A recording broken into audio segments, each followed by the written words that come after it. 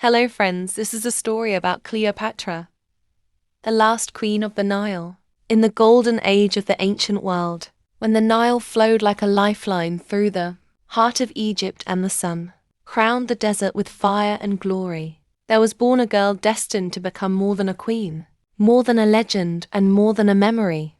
She was Cleopatra VII Philippa, the last ruler of the Ptolemaic dynasty and the final true pharaoh of Egypt. A woman whose name would echo through centuries as one of the most powerful and misunderstood figures in history. From her earliest days within the marble halls of Alexandria, Cleopatra was unlike any royal child before her. While other princesses were trained only in grace and silence, she was educated in philosophy, mathematics, astronomy, medicine, and rhetoric. She spoke multiple languages fluently, including Egyptian itself, a rarity among the Greek rulers of her line, and this allowed her to connect deeply with her people, not as a distant monarch, but as a living embodiment of their ancient heritage. As she grew, the political world around her became increasingly unstable. Egypt, once a mighty empire, now stood vulnerable, pressured by the expanding power of Rome, a rising force that hungered for control over lands, trade, and influence.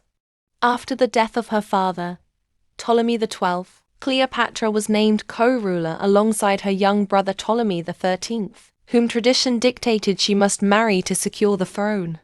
Yet from the very beginning, it was clear that Cleopatra's intelligence, ambition, and authority far surpassed that of the boy king.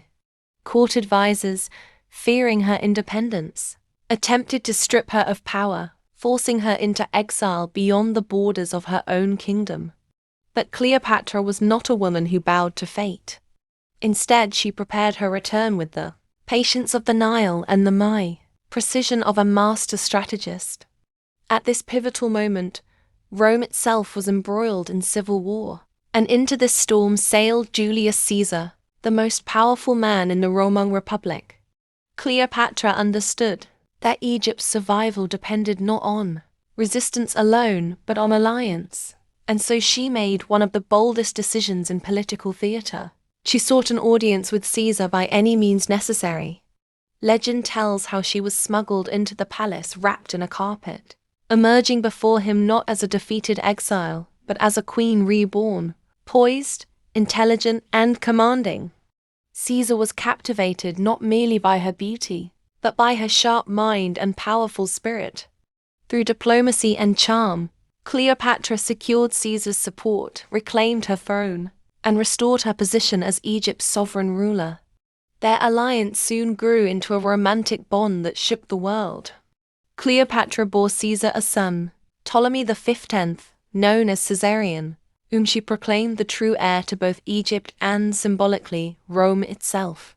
For a brief moment, it seemed as though Cleopatra had rewritten destiny, balancing Egypt's independence, while influencing the mightiest empire on earth. Yet power is fragile, and Rome is merciless to those who appear to threaten its order. When Julius Caesar was assassinated on the Ides of March, the ground beneath Cleopatra shifted once more, and she returned to Egypt knowing that chaos would follow.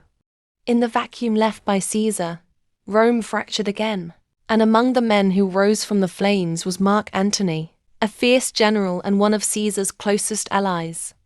Cleopatra summoned him to Alexandria, not as a supplicant, but as a monarch commanding respect. Their meeting was a spectacle that became legend.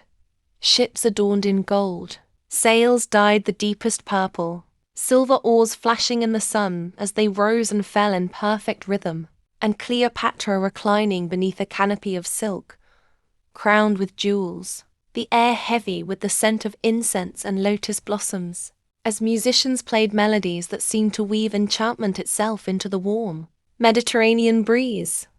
Antony, hardened by war and the brutal politics of Rome, found himself disarmed not by weakness but by her brilliance. Cleopatra spoke to him not merely of desire or luxury, but of power, alliance, and vision. She offered Egypt's wealth and strength, and in return sought protection for her throne and her son, Caesarion, the living symbol of her bond with Caesar. What began as political calculations soon became a fierce and consuming love, a union that scandalized Rome and terrified its leaders. Antony lingered in Alexandria, abandoning Roman austerity for the opulence of the Egyptian court, and together they lived as if recreating an empire centered not in cold marble but in golden sun and sacred river.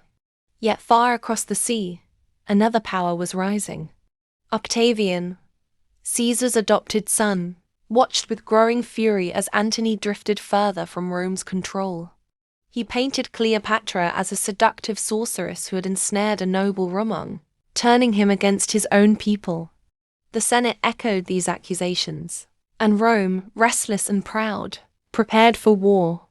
The world now stood divided between the iron discipline of Rome and the ancient, mystical majesty of Egypt, with Cleopatra at its heart. The final conflict came at sea, near Actium, where Antony and Cleopatra's fleet faced the might of Octavian's forces. The sky darkened with smoke, the water churned with shattered wood and sinking men, and steel clashed against steel in a deafening symphony of desperation. In the chaos, Cleopatra, believing all was lost, turned her ships back toward Egypt. Antony, torn between duty and devotion, followed her, and in that moment the battle, and with it, the fate of empires, was sealed. Defeated and pursued, they retreated to Alexandria, where the grandeur of their rule slowly crumbled into fearful silence. Octavian's armies marched ever closer, and the city that had once echoed with laughter and celebration now trembled beneath the weight of inevitable conquest. Surrounded by betrayal and despair, Cleopatra made her final choice not as a defeated woman, but as a queen determined to command even her own end. Refusing the humiliation of being paraded through Rome as a trophy, she embraced legend, allowing death to take her on her own terms, wrapped in royal dignity and eternal mystery. Antony, broken by her loss and his own ruined glory, followed her into silence, and with their passing, the last spark of Egypt's independence faded into history. Octavian entered Alexandria not as a conqueror unnoticed, but as the new master of the ancient world, and Egypt became a province of Rome, its treasures feeding an empire that would dominate centuries. Yet Cleopatra did not vanish with the dust of her palace, or the sinking of her ships. Her name endured, whispered through time as symbol and story. The last pharaoh, the queen who challenged Rome itself, a woman of intellect, ambition, and irresistible presence. In the flowing Nile, in the ruins of temples, and in the pages of history, her spirit lingered, a reminder that power is not only held by armies and crowns, but by those bold enough to shape their own destiny, even when the world stands against them.